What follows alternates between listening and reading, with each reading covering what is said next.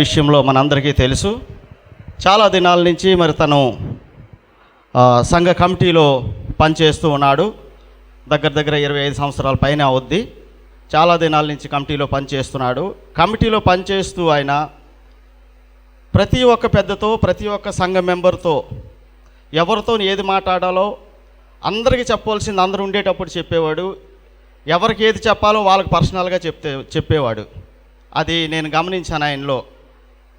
తర్వాత ప్రతి పనిలో మరి ఆయనకి ఇచ్చిన పనే కాకుండా ఇవ్వలేని పని అంతా, సంఘ పని అంతా నాది. ఆయన సంఘ పని ప్రతి పనిలో నాది, నా పని అని ఆయన పనులన్నీ తీసుకుండేవాడు. మరి ఆయన మనలో చెప్పాలంటే గతం ప్రభువులో నిద్రించిన వారితో పోల్చుకున్నట్టు ఇప్పుడున్న వారితో చూసుకున్నట్టయితే ఆయన చాలా డిఫరెంట్ అయిన మనిషి.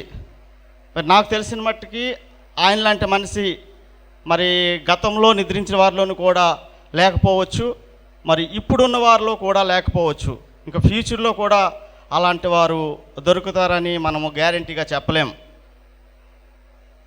ఆయన ప్రతి పని, సంఘంలో ఉన్నటువంటి ప్రతి పని కూడా నాది అని ఆయన తీసుకుండేవాడు. మరి మనకందరికీ తెలుసు, ముఖ్యంగా కరెంటు పని విషయంలో, వంట పని విషయంలో, క్రిస్మస్లో జరుగుతున్నటువంటి ప్రతి పనిలో, అలాగే మనకి మట్టల ఆదివారం వచ్చిందంటే మరి ఈ సంవత్సరం చూసాం కదా, మట్టల ఆదివారం ఈ సంవత్సరం మనము కట్టిన మట్టలు ఎవరైనా పట్టుకెళ్ళామా? లేవు. తర్వాత మరి మేము విజిటింగ్కి వెళ్ళేటప్పుడు విజిటింగ్ విషయంలో, ప్రతి విషయంలో, మన సాయంత్రం ప్రార్థన జరిగేటప్పుడు టీఎస్ స్నాక్స్ ఇచ్చే విషయంలో, ఇంకా అలాగే మనం జ్ఞాపకం చేసుకున్నట్టయితే అన్ని విషయాలు ఆదివారం జరుగుతున్న ప్రతి కార్యక్రమంలో పెద్దలందరమే 10:30, 11కి వస్తే ఆయన 9కల్లా ఇక్కడ ఉండేవాడు. సండే స్కూల్ పిల్లలకి స్నాక్స్ ఇవ్వాలని. ఆ సమయానికి స్నాక్స్ చర్చిలో లేకపోయినా ఆయన సొంత డబ్బులు ఖర్చు పెట్టి పట్టుకొచ్చి పెట్టేవాడు. మరి మన గేటు దగ్గర ఉన్న వాళ్ళకి ఆయన సొంత డబ్బులు ఇచ్చి ఆయన ఎంత కలిగితే అంత ఇచ్చి పంపించేవాడు. ప్రతి విషయంలోనూ కూడా ఆయన చేసింది ఆయన పేరు కాదు, కానీ అది సంఘానికి పేరు వచ్చేది. మిగతా వాళ్ళకి ఎవరికి ఇబ్బంది లేకుండా ఉండేది. మరి అలాంటి వ్యక్తిని కోల్పోయాం మనం. మరి దాన్ని బట్టి మరి దేవాది దేవులు మరి ఆ కుటుంబానికి ఆదరణ కలిగించాలని మరి నేను వేడుకుంటూ ఉన్నాను. మరి అలాగే భక్తన్న గారి కుటుంబానికి నేను తెలియజేయవలసింది ఒక విషయము. కుటుంబం అనగా మరి భక్తన్న గారి ఫ్యామిలీ, వైపు, పిల్లలు, అలాగే అన్నదమ్ముల యొక్క కుటుంబాలు, అక్కచెల్లెల యొక్క కుటుంబాలు, వారి అత్తగారి కుటుంబము, వీరందరికీ నేను తెలియజేసేదంటే భక్తన్న గారు ఆయనివ్వండి, మనమావనివ్వండి, నిద్రించాము అంటే ఆత్మ శరీరము వేరవడము. ఒక మనిషి జన్మించిన తర్వాత ఆత్మ శరీరము రెండు వేరు కావాలి ఎప్పటికైనా సరే. అదే వాక్యంలో తెలియజేస్తూ ఉన్నది, మొన్నైనది వెనుకటి వలె మరలా భూమికి చేరును, ఆత్మ దాని దయచేసిన దేవుని యొద్దకు మరలా వెళ్ళును అని. మనం మట్టి నుంచి తీయబడ్డాం కాబట్టి మట్టికి వెళ్ళాలి. మన యొక్క ఆత్మ, జీవాత్మ దేవుని ద్వారా ఇవ్వబడింది కాబట్టి ఆ యొక్క ఆత్మ దేవుని దగ్గరికి వెళ్ళాలి. వాక్యం చెప్తుంది, ఆత్మ దేవుని దగ్గరికి వెళ్ళింది కాబట్టి మనం చింతించవలసిన పని లేదు. తన కుటుంబీకులకి చెప్పేది నేను ఒకటే, మనము దేవుని నమ్ముకున్నాం కాబట్టి దైవానుసారంగా, వాక్యానుసారంగానే మాట్లాడుకోవాలి. మరి తన కుటుంబానికి నేను చెప్పేది ఏంటంటే, వాక్యం తెలియజేస్తుంది ఆత్మ తను దయచేసిన వాని దగ్గరికి చేరుకుంటుంది అంటుంది కాబట్టి ఆయన ఆత్మ దేవుని దగ్గరికి వెళ్ళింది కాబట్టి మనం చింతించవలసిన పని లేదు. హల్లెలూయా. రెండవదిగా మరి సంఘానికి తెలియజేసింది ఏమిటంటే, ఆయన ప్రతి విషయంలోనూ మనకి లేని యొక్క లోటు ఇక్కడి నుంచి మనకు కనిపిస్తుంది ప్రతిదీ కూడా. మరి మనము క్రైస్తవులుగా ఎవరు మరణించినప్పటికీ ఆ యొక్క ఆదరణ కూడికలో కానీ, జ్ఞాపకార్థ కూడికలో కానీ, లేకపోతే ఆ రాసుకున్న పలకల మీద కానీ ఒకటి రాస్తారు, నీతిమంతుని జ్ఞాపకం చేసుకుంటా ఆశీర్వాదకరము అని. మరి ఆ నీతిమంతులు ఎవరు? అందరూ చనిపోయిన వాళ్ళు అందరూ నీతిమంతులేనా? మరి భక్తన్న గారి విషయంలో నేను తర్వాత చనిపోయిన తర్వాత నేను బైబిల్ చూసుకున్నప్పుడు నాకు ఆ విషయాలు కనిపించాయి.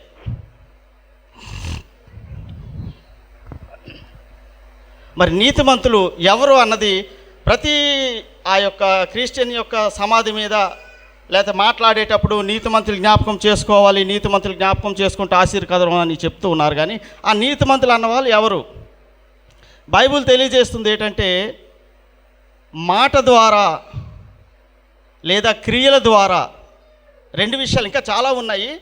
నేను భక్తన్న గారి విషయంలో మాట్లాడుతున్నాను కాబట్టి, ఒకటి మాట ద్వారా, రెండు క్రియల ద్వారా చూపించాలి ఆయన నీతిపరుడు అని. మరి భక్తన్న గారి మాటల విషయంలో మనం చూసాం అందరమే. ఏదైనా ఉన్నదంటే ఆ వంటల దగ్గర కానీ, భోజనం దగ్గర కానీ, చర్చిలో కానీ ఏదైనా విషయం ఉన్నదంటే ఆయన ముఖం మీద అనేవాడు. ఆ సమయానికి కోపం రావచ్చు, కానీ అది ఉపయోగకరమైన మాట ఆడేవాడు. మేము కూడా కమిటీ వాళ్ళం అనుకుంటేవారు, ఇప్పుడే చెప్పాలా, తర్వాత చెప్తే బాగుండు కదా, వాళ్ళు బాధపడుతున్నారు అనుకుంటేవారం. కానీ ఆయన ఉన్నది ఉన్నట్టు ముఖం మీద చెప్పేవాడు. బైబిల్ చెప్తుంది మాట విషయంలోనూ ఆయన నీతిమంతుడై ఉండాలి అని. రెండోది క్రియల విషయంలో నీతిమంతుడై ఉండాలని. ఆయన చేసిన క్రియలు మరి సంఘంలో అన్ని దేవునికి అనుకూలమైన క్రియలు చేసేవాడు, సంఘ పనులే చేసేవాడు. మనకందరికీ తెలుసు, డ్యూటీ చర్చు తప్ప ఆయనకి వేరే పని లేదు,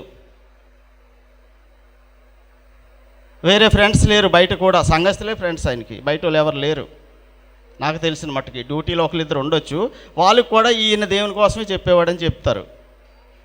మరి సంఘంలో దూరంగా ఉన్న వాళ్ళకి ఏదైనా కబురు చెప్పాలంటే, వాళ్ళకి ఏదైనా లెటర్ పంపించాలంటే భక్తన్న గారు తీసుకొని పట్టుకెళ్ళి ఆ లెటర్ ఇచ్చి వాళ్ళకు ఒక 5 నిమిషాలు వాళ్ళతో మాట్లాడేవాడు.